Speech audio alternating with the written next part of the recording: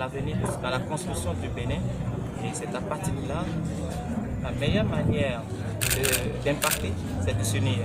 S'unir pour échanger, s'exprimer. C'est l'expression des jeunes qui est au cœur du FGR. Voilà en quelque sorte, en quelques mots, ce que regorge le FGR. Demander aux jeunes de s'exprimer et exprimer leurs ambitions. Ce qu'ils veulent faire pour ce pays sur le plan politique, économique et social. Économiquement, ils doivent pouvoir dire nous sommes capables de créer des entreprises, nous sommes capables d'avoir un profil économique digne de ce nom et en même temps d'aller vers la recherche des financements et impacter ce que nous reprochons à nos aînés. Malheureusement, ce n'est pas le cas et donc le FGR est appelé à corriger cela tout en apportant un mieux-être à la population, à nos parents, à nos mamans qui se sont assez sacrifiés pour nous éduquer. Sur le plan politique, vous connaissez l'actualité actuelle, le FGR prendra activement part au choix du prochain candidat de la République du Bénin. Nous n'allons pas susciter, nous, des candidatures, mais nous allons accompagner le candidat digne à partir des idées objectives, à partir de son projet de société. S'ils n'en ont pas, c'est que nous-mêmes, pourquoi pas la jeunesse peut aller prendre le pouvoir. Numériquement, nous pouvons le faire. Nous avions près de 50 bureaux locaux dans les différents départements. Les différents départements, dans chaque département, nous avons au moins 2 communes couvertes. Et dans chaque commune, il y a un bureau de 9 personnes mises en place. Et avant que ce bureau n'existe, il faut au moins un nombre d'adhérents de 50 jeunes. Nous ne faisons pas de la figuration, c'est-à-dire la foule, parce que chaque jeune a ses données dans une base de données.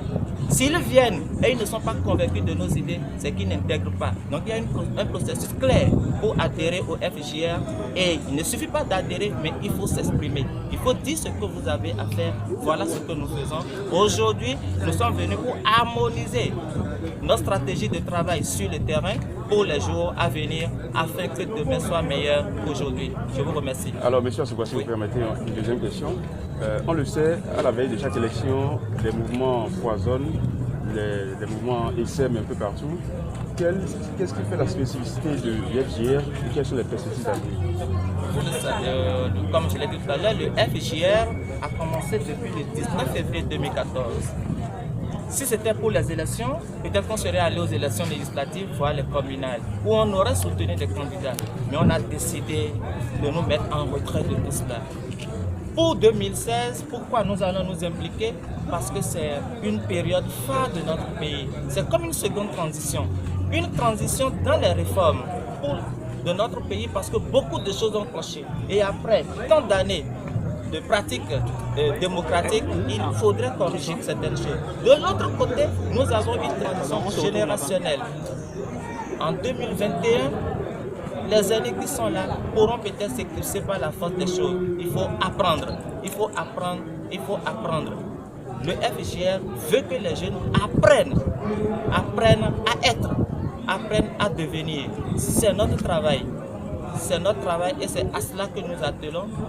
Pour l'avenir, nous voulons avoir des acteurs politiques dignes de ce nom.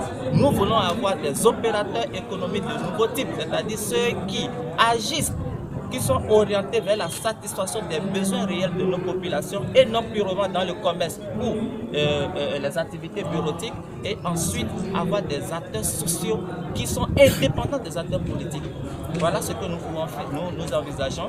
Et nous pensons que nous allons étonner dans l'avenir, notamment lorsque la situation politique dont vous parlez serait derrière nous, parce que ça, ce n'est qu'une parenthèse pour nous. La dernière question, pour organiser une telle initiative, il faut du soutien. Comment ça se passe au niveau du FGR? Le FGR cotise. Nous cotisons. Nous cotisons de nos propres poches. Voilà ce que nous faisons. Aujourd'hui, je vais vous étonner. Vous avez vu le nombre qui est là.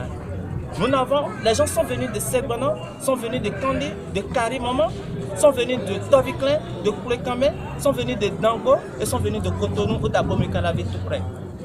50 communes, ce n'est pas peu.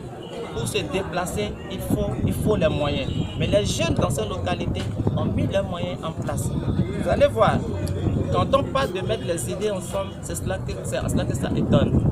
Ils ont cotisé. On l'a déjà fait à Parakou, où grâce à 2000 francs, Les jeux se sont retrouvés à Parakou juste par les jeux d'union. C'est la même chose que nous avions reposé ici. Nous n'avons pas de soutien extérieur au groupe. Nous comptons sur nos propres forces. Nous finançons de nos poches. Chacun apporte 5 000, 10 000, 15 000. Je vous dévoile la stratégie pour la mobilisation d'aujourd'hui. C'est très simple. On a demandé à chacun de nous d'apporter une somme de 10 000. Les responsables à divers niveaux comme moi ou le président du conseil d'administration d'apporter 100 000 et de trouver des amis qui peuvent nous sponsoriser.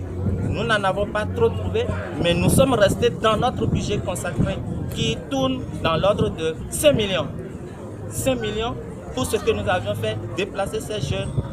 Je suis sûr quand même que nous avions quand même percé le secret qu'on ne gagne que dans l'union, et dans l'union, tous les obstacles sont effacés.